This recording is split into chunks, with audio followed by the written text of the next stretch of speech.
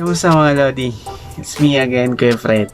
And welcome back to my channel. Panibagong araw, panibagong video na naman ang mapapanood nyo sa aking channel. So ayun mga Lodi, medyo natagalan tayo nung huling vlog natin. Yung huli kong video, yung views ng anak ko. So naging busy lang kaya hindi ko naasikas tong DIY project natin. So ngayon, balik tayo ulit kay DIY projects. So yung gagawin ko ngayong project na papakita ko sa inyo, nagawa ko ng wall clock na gawa sa plywood. So i-share ko sa inyo kung paano ko siya ginawa. So yun lang mga Lodi, sundan niya kung paano ko siya ginawa. Madali lang to and sana magustuhan niyo.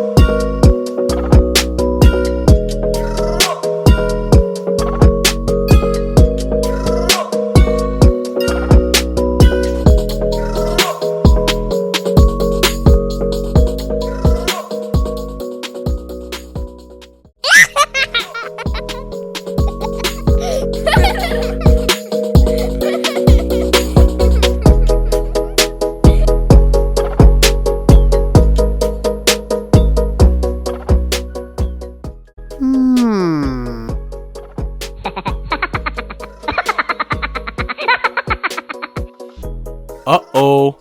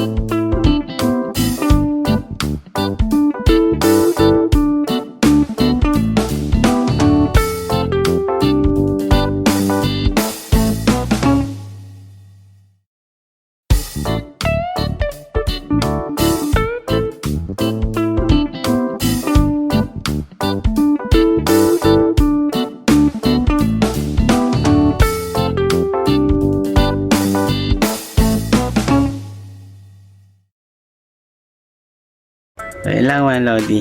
At hanggang dito na lang muna ulit tayo. At syempre kung bago ka lang dito sa aking channel at naligaw ka lang, kaya napanood mo lang tong video na to, huwag mo na makalimutang hit yung subscribe button and syempre yung notification bell para lagi kayo updated sa mga videos ko pang darating. Ayun lang mga Lodi, good vibes lang tayo, no bashing. Bye.